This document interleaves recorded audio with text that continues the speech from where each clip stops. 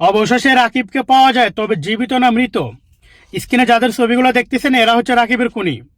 শিহাব এবং রাকিবকে অপহরণকারীরা অপহরণ করে নিয়ে যায়। নিয়ে যাওয়ার পরও তাদেরকে অনেক মারধর করে, অনেক টর্চার করে, তাদের পরিবার থেকে মুক্তিপণ আদায় করে। মুক্তিপণ আদায় করার পরও তাদের উপরে টর্চার বন্ধ হয় নাই। শেষ পর্যন্ত মারধর এগুলো সহ্য করতে না পারে রাকিব মারা যায়। রাকিব যখন মারা গেছে শিহাবকে দিয়ে রাকিবকে গোসল করায়। গোসল করানোর পরে রাকিবের মরদেহটি একটা বলিদের কিসের মধ্যে ভরে তারা কোথায় জেনে নিয়ে যায়।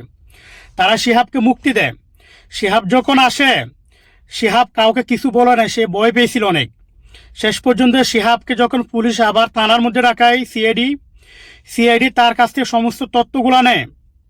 তথ্য নেওয়ার পরে এই যে স্ক্রিনে যাদেরকে দেখতেছেন এদেরকে গতকালকে গ্রেপ্তার করে। গ্রেপ্তার করার পরে তাদেরকে জিজ্ঞাসাবাদে তাদের দেখানো স্থান থেকে রাকিবের মরদেহটি গতকালকে উদ্ধার করে।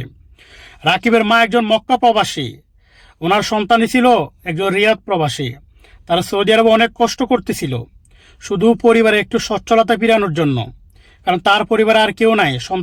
সন্তানকে একটা ভালো ভবিষ্যৎ গড়ে দেওয়ার জন্য মা ছেলে দুজনে সৌদি আরবের মাটিতে অনেক কষ্ট করতেছিল।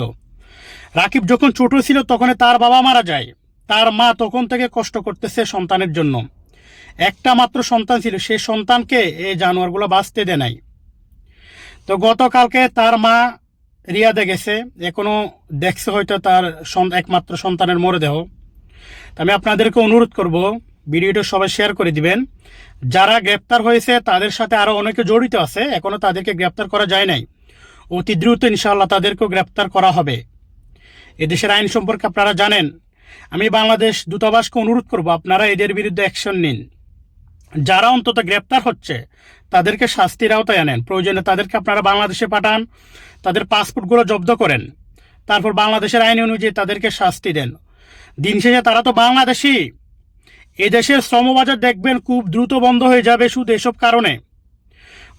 বর্তমানে সৌদি আরবে অপরাধ জগৎ এরা বানাই ফেলছে, এখানে অপরাধের রাজ্য বানাই ফেলছে আমাদের বাংলাদেশিরাই।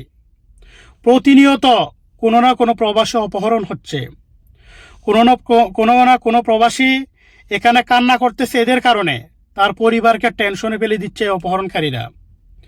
যারা ভিডিওটি দেখতেছেন অবশ্যই ভিডিওটি শেয়ার করে দেন। আমার মুখ দেওয়ার কোনো ভাষা বের হচ্ছে না, তাই আমি এইটুকু শেষ করলাম। আসসালামু আলাইকুম।